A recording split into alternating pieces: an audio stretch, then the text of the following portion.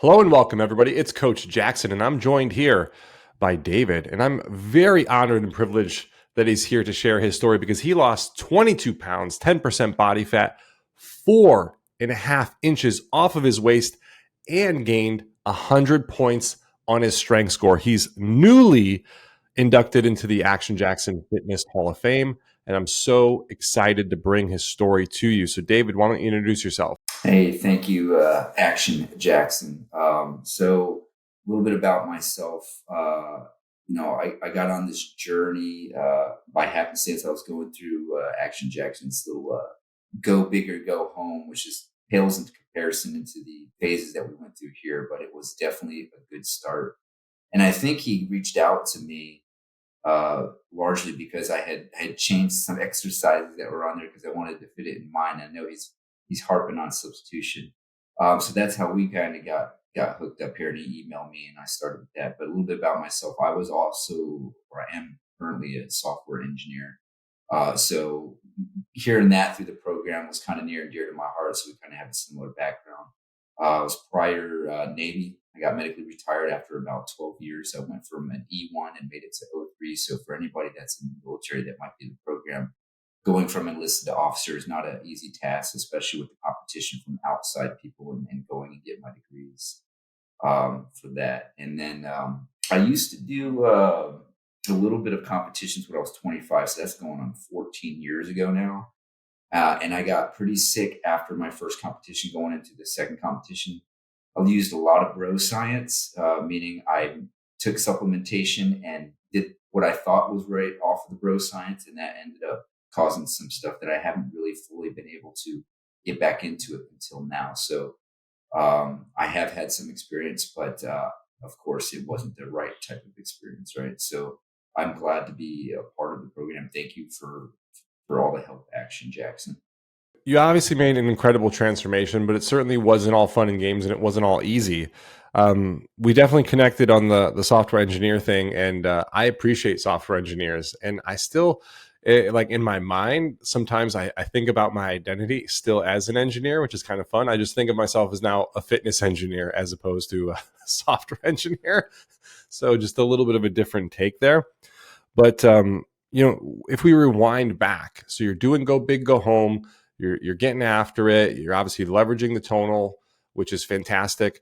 But what was going on like in your mind that made you want to jump into a more intense training regimen and program? Was it that you felt like you weren't getting results or that you were spinning your wheels? Like what was kind of happening at that moment that was like, I need to do something different? It was more of a combination of all the things that you just mentioned, right?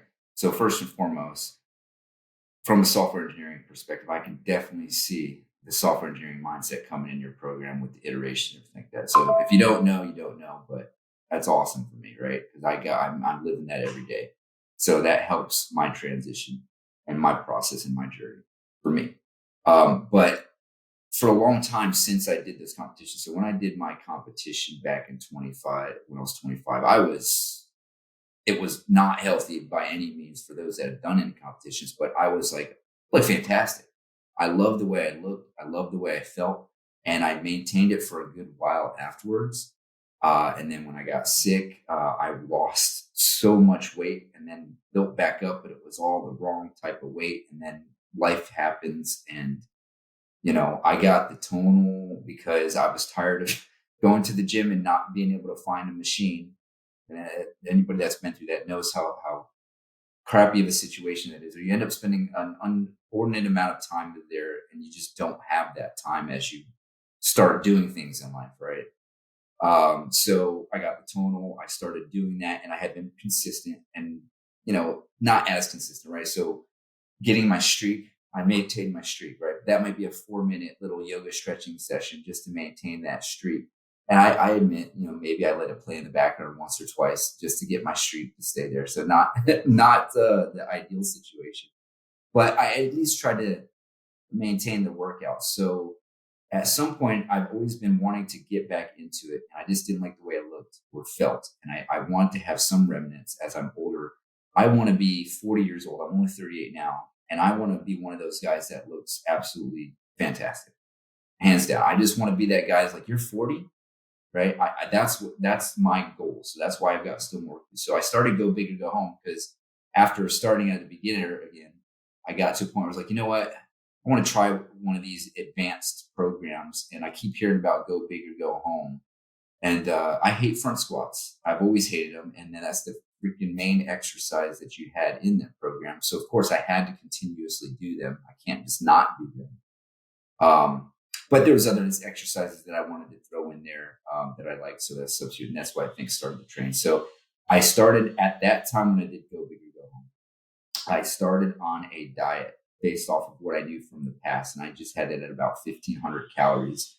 And I tried to eat this super clean, unrealistic version of that. And I started to see results after about 4 weeks in to Go Big or Go Home. My buddies were telling me, hey, I could tell that you look different, but I haven't really lost weight, maybe some more definition.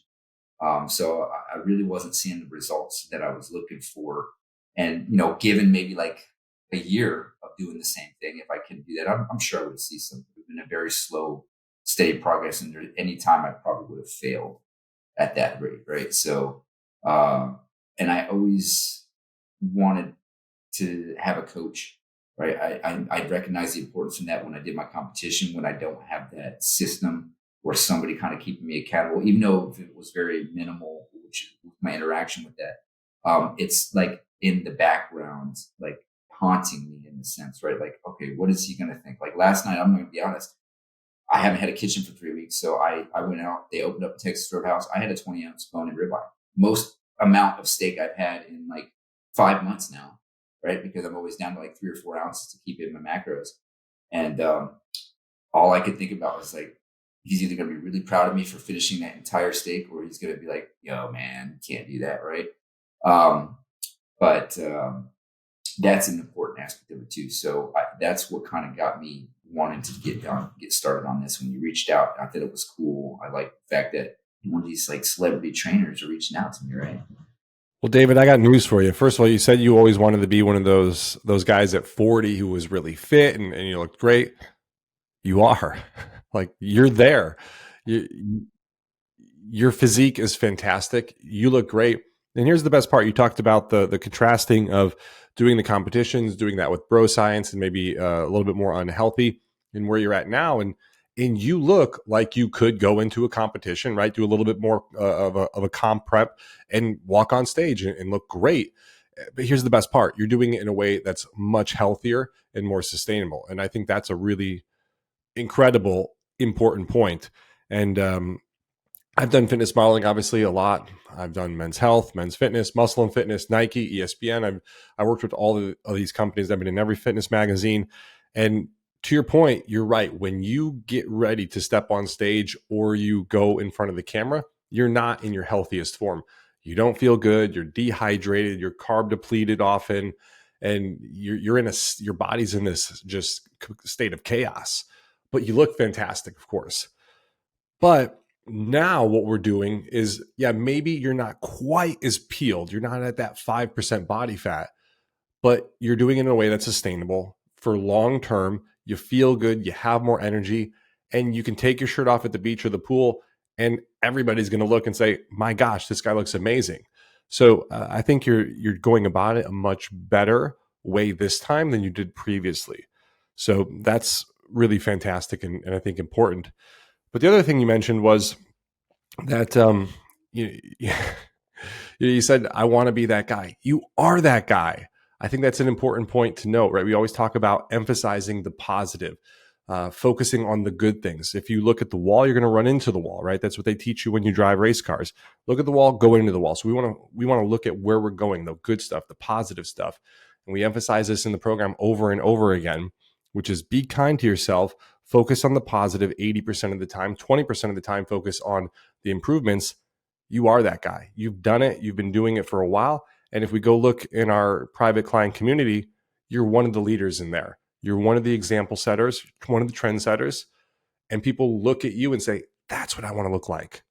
So you're there, man. You are No, there. I appreciate that. I guess it's in my mind, I still got a lot of work to do, especially when you actually look at the numbers. I should have taken the advice and did the DEXA scan. I am not great at calipers. So for those out there that are not caliper experts, My advice on that was if the numbers are trending in the right direction, and that's what I noticed, right? Like I was way off on mine. I'm just going to be frank. I was way off on mine, but the numbers were trending down. You can't hide that. You can't hide the inches that come off your waist when you're doing the measurements.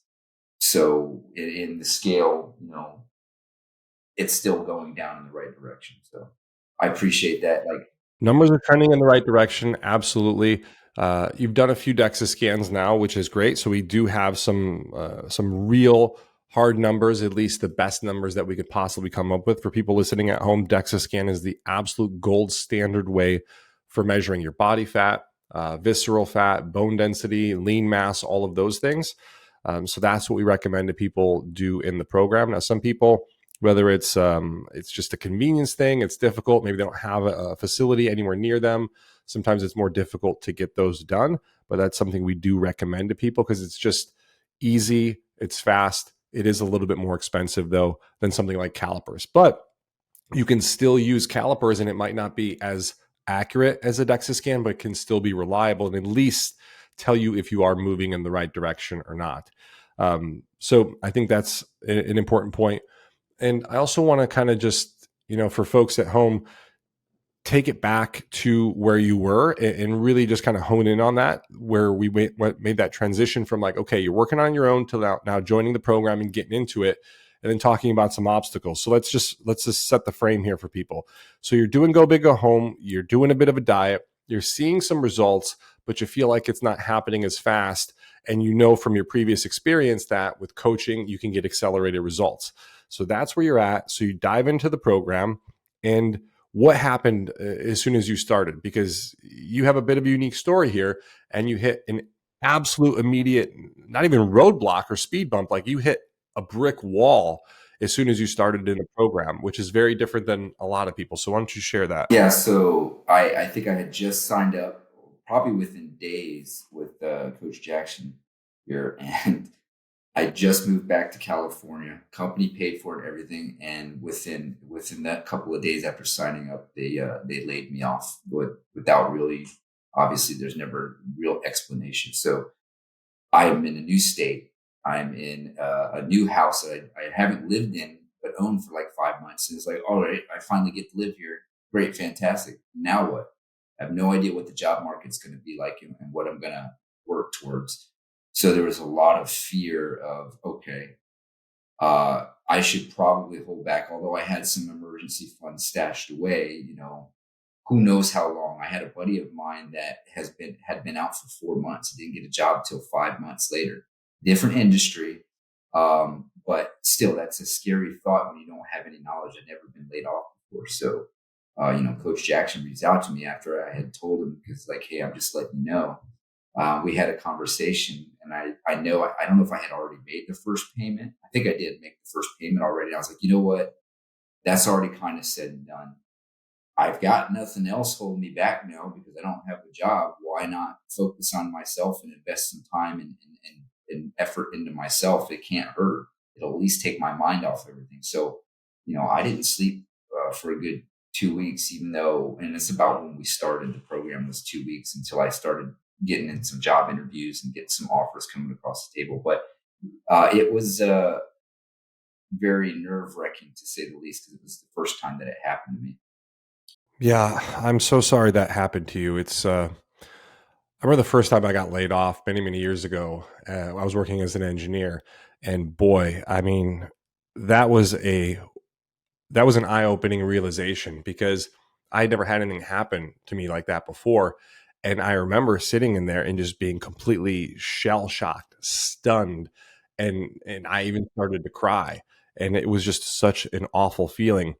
Now, the benefit of that is it opened my eyes to sort of corporate America and understanding that it doesn't matter how loyal you're going to be to the company. If they need to, they are going to cut you immediately and they're not going to think twice about it. So that really changed my perspective on how I approached work, life, business, all of these things moving forward. And that really helped me then in my future endeavors because, as many of you know, that happened again and I did get laid off again. And that second time that it got laid off, I wasn't shocked. I wasn't surprised. I wasn't angry. I wasn't frustrated. I didn't cry. I just moved on because I was like, okay, like I understand. I know what's going on here. This has happened to me before, and I've been thinking about this. I've been planning ahead. Not that I was planning ahead saying that they're probably going to do this, but just knowing that I'm setting myself up for success and making sure that this isn't my only basket I'm putting my eggs in. Because if you're not the one watching the basket, you don't want to put your eggs in that basket, at least not all of them. So I was a little bit more better positioned, I think, than some other people because I was sort of anticipating, hey, maybe make sure I'm covering my own butt here. So as difficult as that was, I think oftentimes it can be a we can flip it to a positive or a beneficial thing in the future. Now, it's in the future, so it sucks in the moment. And that, gosh, I remember talking to you and I was really obviously upset because you were so upset and I knew how excited you were for the program. So what we did was we just said, okay, like I'm a human being, you're a human being. Let's try to figure this out. Let's just take it one day at a time. So let's reduce the time frame and just take it one day at a time and see what happens. And if for whatever reason you can't secure, employment, funds, a job, whatever, totally understand and you can do your thing. But if you can, great, we could maybe continue. So we shortened the time frame. We took it one day at a time. You kept executing. What was your mindset like in those moments? You mentioned obviously that you were struggling with sleep and you felt a little bit of anxiety and such, but like, what was it inside of you that kept you going and pushing on this when I think most people would have just been like, nah, Jackson, I'm out. Like I'm jumping. Most people would have just jumped.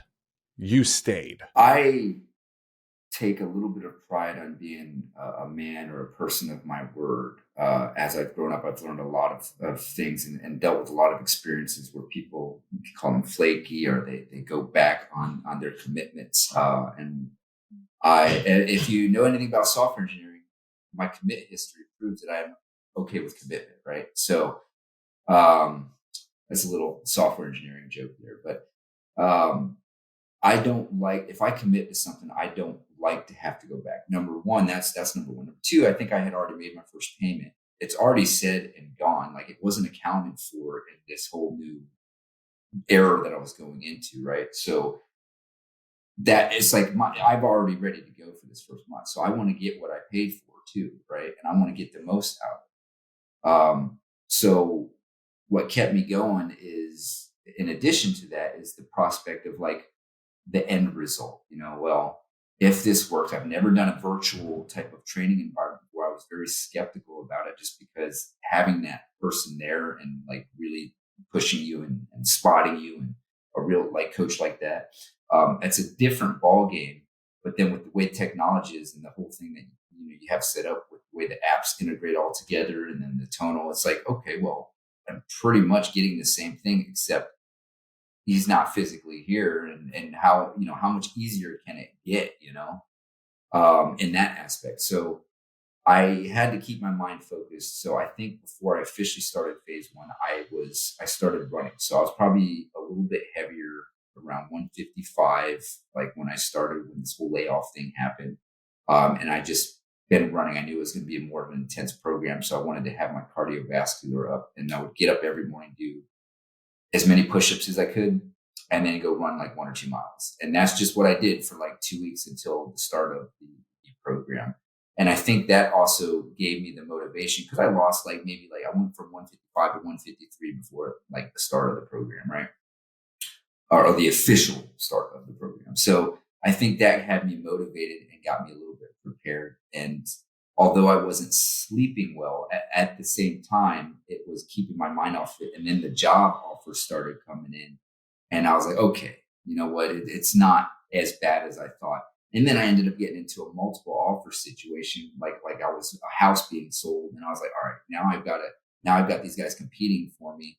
And then it just kind of spiraled into, now I'm like super motivated. I'm and by the grace of God, if you believe in that kind of stuff, I ended up at least getting the same salary that I had before over here, which is not the same with state taxes, by the way, but it was still comparable in what I had. And I got into a better position than what I was working previously before, right? So it ended up working out better. I think there's so many lessons there, right? So many lessons. One lesson, because this all relates to health and fitness in so many different ways, because people get into programs, they try diets, they do things, and they get overwhelmed, they have fear, they have this, they hit an obstacle, then they can't stick on it, and then they fall off because it's not the right quote unquote time. And what you did is you said, okay, this is a major obstacle. So maybe it's not the right time, or maybe I just need to reduce my time frame, keep putting one foot in front of the other, focus on, yes, my health and fitness mentally and physically, because that's only going to make things easier for me down the road. And by shortening the time frame and just executing and doing what you need to do and taking care of yourself mentally and physically, all of a sudden, those great fears that you had about being broke, not being able to afford things, being homeless, whatever those fears are that our brain goes to, those extreme reach barriers, none of those things came true. And it doesn't mean that bad stuff's never going to happen. It just means that oftentimes those initial fears that we feel, it never usually manifests to be that bad, because those are always extreme situations or barriers that we go to. And it wasn't that bad. You got into multiple offers. You ended up in a better situation, maybe, and you move forward. And I think there's just so many incredible lessons there for people who might be struggling or facing other obstacles. This was a serious obstacle you faced, and you attacked it, and you just kept putting one foot in front of the other. And that's what we have to do in life, because life is never going to stop throwing problems at us. It just isn't. Life is one problem after the next, after the next. The only difference for people is like, what kind of problems do you want to have? I have health and fitness problems, just like somebody who might be 100 pounds overweight. We just have slightly different problems. Warren Buffett has money problems, just like I have money problems. We just have different problems. So you just have to think about what kind of problems do you want to have. And I choose to have problems where I push myself and I get outside my comfort zone, and I am trying to attack right problems and overcome them and be the best version of myself. And you did that, my friend. And I can't thank you enough for taking that on, and for having that mindset, and for pushing yourself and trusting me, and sticking with it, because obviously where we got today, you're in such a better place physically, mentally, emotionally, everything. So thank you for doing that. Now, let's talk a little bit about maybe any other obstacles that you might have faced along the way. What were some other things that you dealt with? Obviously, I know the program wasn't perfect. People who are maybe listening at home, oh my gosh, David was probably perfect. He did a competition before. He probably ate nothing but chicken breast and broccoli the whole time, and this was easy for him. Talk about some of the challenges along the way. Well, before I jump into the challenges, I will tell you the diet has probably been one of the best things about this program. I've been able to eat a lot of the things that I like to eat within moderation, of course. And I think that's probably the best way to make this a realistic long-term goal. But we can talk about that. I'm sure it'll come up. But some of the challenges that I face. So I am. Let's stick there. Dive into that. Yeah, let's dive into that, and then we'll switch to the challenges. So like I was of the impression that I needed to eat chicken and broccoli. So my 1,500 calorie a day diet that I mentioned earlier on in the interview here is largely chicken, broccoli, brown rice, and if I stomach a sweet potato every now and then, I would. It's not that I hate sweet potatoes. It's just they come in all these different sizes, and I got to cut them up. I'm lazy, right? In that aspect, I'm not lazy, but I'm lazy in that aspect. I don't like cooking. My cooking is not good unless I spend hours. I don't want to spend hours on it. So my diet did consist of a lot of either Quest protein bars or no cap protein bars. It would be a lot of easy wins, like the non-fat Greek yogurts with some nuts in there, or something that I can make really quick. The oatmeal, the Quest chips. I used to like eating a lot of potato chips, so finding a flavor, the spicy sweet chili lime or whatever that is, that one's like the really good one for me. Like almost like I could eat that every day, right? But I worked in things that I like to eat, like I don't know if it's Italian/American heritage here, but I love hot dogs. So I found an Applegate organic chicken hot dog, which actually tastes really good. well, I don't want to eat a hot dog without a bun. So I found a very good low carb, healthy bun, as long as you eat it fast enough, because they will go bad pretty fast, those things, right? I like burgers, so I worked, and it wasn't just the leanest meat that you could find. It was an 80/20 regular patty with regular slice of cheese, and then I would put some, moderation on the condiments and a regular low carb bun, right? And this is starting off in phase one, right? So I was able to fit all that stuff in my macros. I still had steaks. I love ribeye, and so I would get bone-in ribeye. Now I can only eat, sometimes I was down to 2 ounces and watching my spouse eat like the rest of it. But I had all the things, and I worked in pizza. I love pizza, right? So I would have a pizza a week. It was it was the Quest pepperoni, uncured pepperoni pizza. Fast forwarding as I got into, get past the insulin resistant phase, and I can actually add cheat meals and stuff like that into my diet. I would maybe increase the type of carbohydrates, right? So it might not still be brown rice or a sweet potato, but it would be like, okay, now I can have a regular piece of white bread, right? I don't eat it all the time, but my lunch could be a regular piece of white bread or a regular hot dog bun with the same healthy version of that, right? And then I upgraded from the Quest pizza, because I'm going to be honest, I had some lot of smelly situations from all the protein that I was now taking, right? I'm not going to lie. I've been asked to leave the room on several occasions, but I graduated to the California Pizza Kitchen, cauliflower crust pizza, which is really delicious, by the way. And I would fit that in. By the way, that didn't count my cheat meal as long as I kept that 80/20 rule.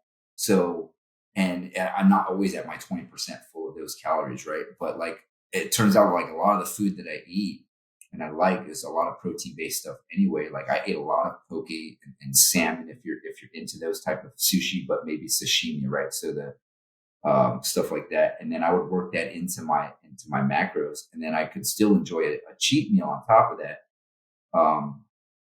And I just, it is still a little restricted. I'm not gonna lie, like I'm a small person, right? So 1,800 calories is where I'm at for my surplus on this diet.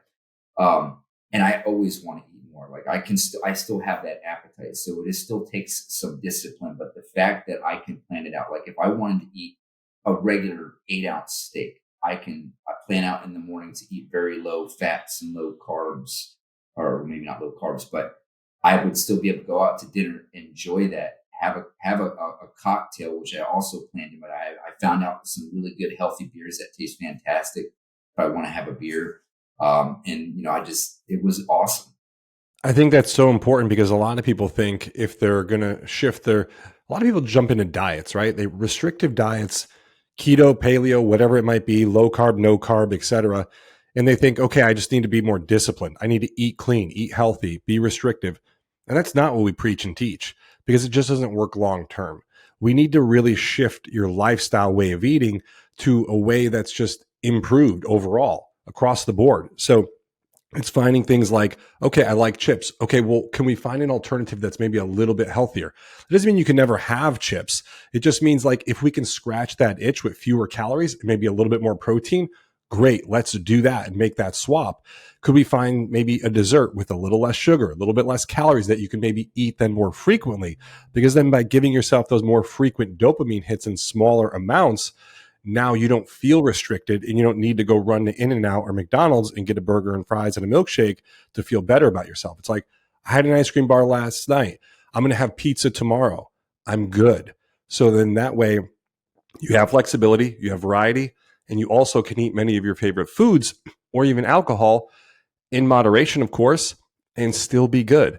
And let's be honest, once you start taking your health and fitness more seriously, and you see the improvements in your body, you're working out and you feel good and you have energy and all these things, you don't want to go house an entire pizza and then dessert and then cupcakes and all these things, because it makes you feel horrible afterwards.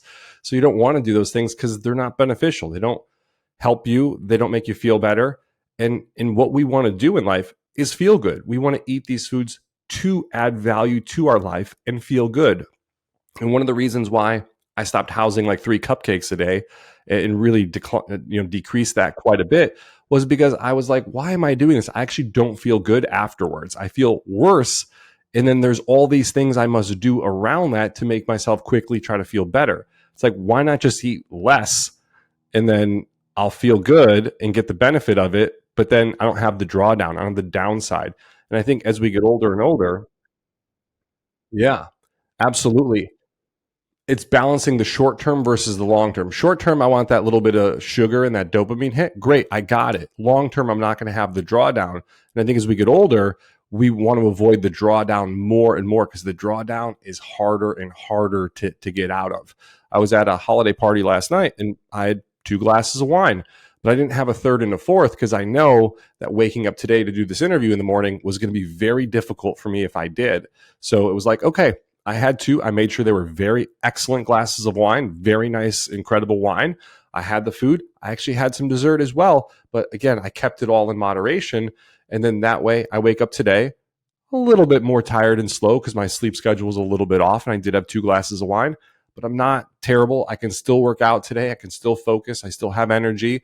Obviously, still my coffee, but I can still do these things and it's going to be okay. As opposed to if I go ham, I have 4 or 5 glasses of wine, I crush dessert, I wake up, I feel terrible, I don't work out, and then I start to spiral down. Momentum is a real thing, and we want to keep that momentum moving in the right direction. So, I think that's really important point which you mentioned there, which is not going the super restrictive route, finding things right from an abundance mindset.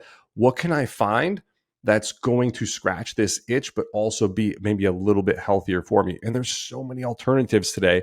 I mean, there's billion-dollar industries popping up that are coming out with all these incredible, right, very tasty and incredible foods that are a lot healthier, that are lower in calories, that you can have.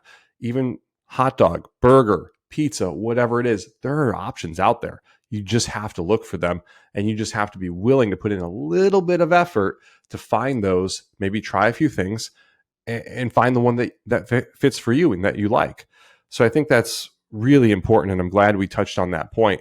Now, one other point I want to touch on before we kind of transition to a few maybe other obstacles was, so you mentioned this earlier, you did do previously working with a coach in person, and now you do the virtual program. Compare and contrast those for me. What are the differences? Because I used to be in the same boat as you.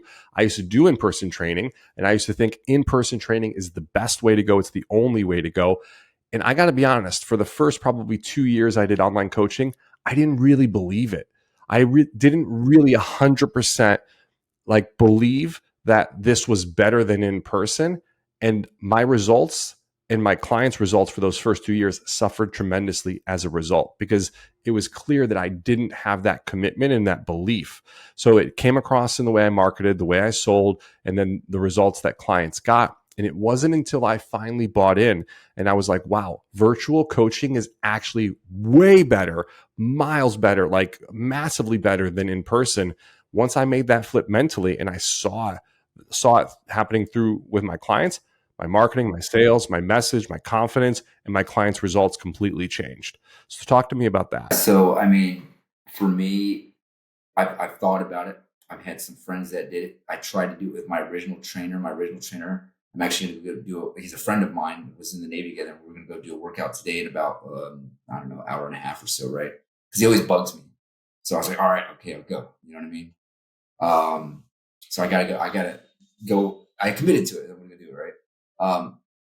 But it comes down to me was the reason I went all in on it this time is I evaluated, the pain of change versus the pain of regret is something that I kind of contemplate from time to time, right? Do I want to have the pain of changing and trying something new and maybe it not working out the way I want it to, or the pain of regret, which always stays there that I never tried anything at all, right? So I evaluate which pain is worse. Well, just trying something and it not working out is not going to hurt as much as regretting and never trying something at all. So after talking with you, obviously, and seeing how it worked together with all the apps, and I was like, this is kind of cool. Like, all I gotta do is enter this. I don't even pay for the fitness pal yet to scan it, but I'm not at that level yet. But when I'm just thinking like, all I gotta do is scan this, and it tells me where I'm at, and I just it's time to stop eating for the day. I've hit my numbers, and then the workouts are curated for me, just like it was with the personal trainer, right? So it's no different, except the person is there with you. Except it's, I don't know, it's just it's a whole different feeling. um, and it was a different. So for me, it was a whole different experience than to me. It's different. It's just it's almost incomparable, right? Like I had such a good experience that based off of what I went through with this, plus what I went through before, and what more knowledge I gained, I would argue that this experience with Coach Jackson has been better, right? I learned a lot more, number one, and a part of that's because of his training and methods, right? The other guy was focused on competitions, working out, getting big, right? But the other part is just how it all came together and how it was situated. He didn't have those type of plans, you know. It was just like, I could tell you didn't eat your meal today because you don't look as full or something like that. Oh, okay, got me there, right? It wasn't. I don't know. It was just. It was. It seemed like it was easier. Um, I don't know. I liked it. I liked it, and I'm actually looking forward to. I'm still contemplating it, but maybe looking into the legacy program, because I've contemplated still going back and forth. But I just feel like I got that accountability, and the group atmosphere I think is a lot better. You have them at a moment's notice, even though it's on Facebook. Whereas maybe I see them in the gym, maybe I don't. Other people that are working out with the same trainer, right? Yeah, the really important point about the virtual coaching, which for me was obviously very different than in person, was in person.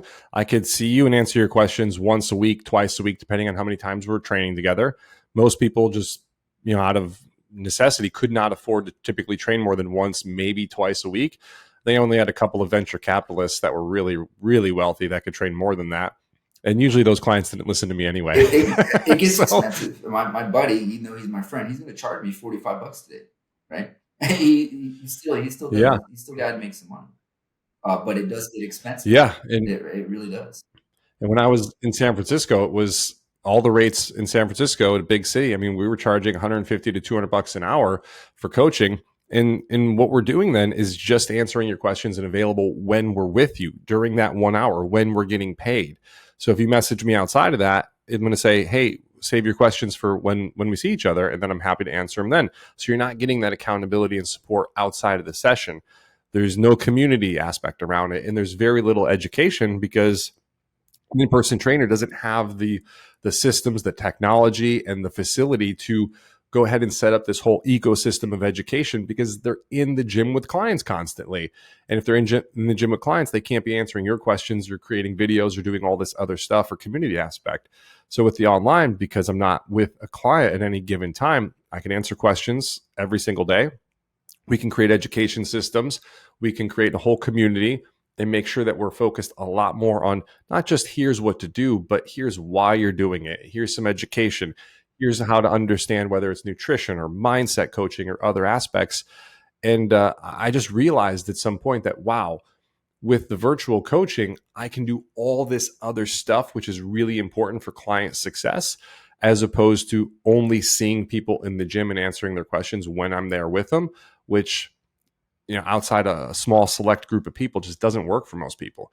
Most people they need more help than just doing a workout and a little bit of diet guidance. They need that ecosystem. They need the education. They need the community. They need all of it and the accountability. Otherwise, they're just not going to succeed at the highest levels. So I think that's a really important point. What were some maybe other obstacles that you might have faced that we can throw in here quickly as far as like things that you overcame along the way? Yeah. So I'm gonna go with I'll go with my top three. We'll call it, right, so we can hone it down. Before I do that, real quick, I just want to say that a couple of the best things that I had about the virtual program is that, number one, I could go and do a workout anytime. They're already pre-programmed there, so it's almost like I'm getting, like, if I want to do 2 days, I have that session there, or I can take a combination of the stuff in there, and you don't get that with a personal trainer physically. And then, number two was I forgot that one, but I'll come back to it. So let's go to the obstacles. So the top three I had. So my spouse is she's Vietnamese, so they are very much family oriented, eating tons of food oriented, and drinking oriented. That's just what they do every day, all the time. It's like you get off of work, You go on the weekend, and it's just an abundance or smorgasbord of food. So that's one obstacle I face every week on a daily, sometimes weekly basis. Another one was the mindset of that, right? Um, how I identified, I used to be like the life of the party, and to some extent, I still like to be. I like to entertain. I'm very social, so I like to take on the challenge of out drinking somebody or something like that if I could, or just keeping up with them, or just whatever. And then the third part was every time a phase started, my job sent me on travel. Every single time, each phase from 1 through 4, and without fail, I had to travel and had to shift my workouts and what my diets were going to be, and how I'm going to plan all that. Right. So, touching back on the first one, the smorgasbords of food, right? It was very difficult, especially in phase 1, for me to go to these places, and I had tons of cravings, right? And it's obviously it's hard to say, hey, I'm on a diet. At first, they're like, oh yeah, yeah, okay. And then for a while, then you become the guy that's like, he's no fun, right? And then I think it took me 3.5 months. So in the middle of phase 3 is when the desire finally went away. Like, I don't care if I eat this today. I don't know if it's because I had to deal with it so much that it's like, I'm tired of dealing with it. I don't care. I just want to eat my salad and have this some chicken, you know what I mean? Or whatever it was. I just want to eat my food, you know? It took a while. Remember, we had a conversation about Yeah. that. I So don't I know who that remember tool was. on Facebook, yeah, on Facebook, you had posted about this and said this is really difficult, and I'm struggling here. And this is the great thing about the community and the group. So you said that a bunch of people jump in and they're supporting you and giving you some guidance and some help and accountability and support. And then I jumped in and I said, you're looking at things the wrong way. You need to shift your perspective. And this is how and why the mindset stuff in the program is so incredibly important. And I really believe it's the key. I have a huge Michael Jordan framed like artwork on my wall over here. I'm from Chicago, grew up during the 90s. So I love Michael Jordan, and it just says mindset across it. Big picture of Michael Jordan just says mindset, because mindset is so critical to our success and our results. We get the mechanics, but without the mindset, it's just not going to work. So you had the mechanics of the diet down, but the mindset needed to shift. And I said, you're looking at this the wrong way. You're looking at this as what you can't have, and what sacrifices you're making and how difficult it is. And you need to look at a little bit more of the abundance, which you can have, and more importantly, why you're making these decisions and why this is actually the best thing for you. So instead of saying, wow, this is so hard and this is so difficult, these are all sacrifices, you look at it and say, this is not a sacrifice, and this is actually easy, because I know where I want to go in life. I know who I want to be. I know what I want to do. I know how I want to feel, and I know what my goals are. So I'm going to stay congruent with that. And other people can do what they want. And I'm not judging anybody, but other people have different goals and want to be different things and do different stuff and feel different ways. So I'm going to do what's best for me. And it's not a sacrifice, because I see the success, I see the results happening. I feel good. I look good. And I really enjoy where I'm at right now. And I want it to get better. And this is the decision that's going to lead to that outcome. So I'm going to do it, and I'm going to love it, and it's going to be fantastic. And that's how I look at it. I don't look at it as a sacrifice. I mentioned I was at a holiday party yesterday, and I certainly had 2 glasses of wine. I indulged, but other people were indulging a lot more than I was.